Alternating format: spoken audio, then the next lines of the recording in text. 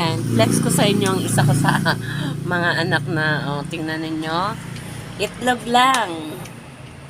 Sobrang sarap na ang kain niyan. Nagtatago pa, nahihiya. Akala mo naman talaga nahihiya.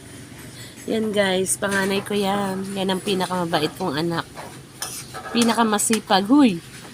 Nahihiya kasi ang dami raw niyang pimples. Ayan, kakapuyat niyan yan guys. Tigil-tigilan mo na kasi ang panunood ng mga ano ngayon? Pinapanood mo?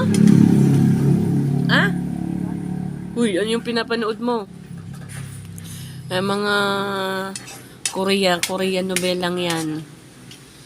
Panunood yan. Tinan mo, pag late ang mga gising, punta ka sa itlog. Angat, may natira pang sabaw. Ayan. Diba? Tago-tago ka pa diyan ng iyong mukha. Huwag kang duwag. Ipakita mo ang iyong mukha.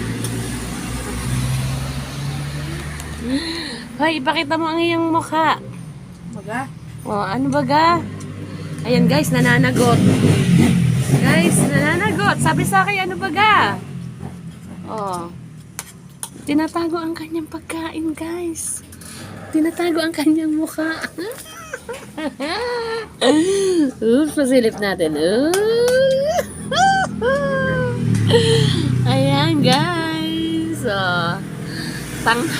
Ano yan? Merienda, almusal, merienda, tanghalian. Sakto na sa kanya yan, isang itlog at nagsangag. Guys, yan ay pag nagsasangag, nilalagyan niya lagi ng napakaraming bawang. Yung bawang talaga ay tinotosted. Ayun naman ay yung sabaw kanina, bumili ng isang inihaw, may sabaw pantera. Ayan guys. So ito nga pala si Kuya Lito, maghahatid na yan ng bigas sa Chomora, gawa ng nanalo sa aking paripa. Ayun naman ang bigas. San ka pa? 60 pesos mo. Pag nanalo ka sa tumbok, 25 kilos na bigas na yan. Delicious rice. Yan guys. Ayan guys. Si Kuya Lito. Papakuhang yun? Nope. Diba? Nasaan na kaya yung nakain ito? Ayan na guys, yung nakain ito, nagtatago yan.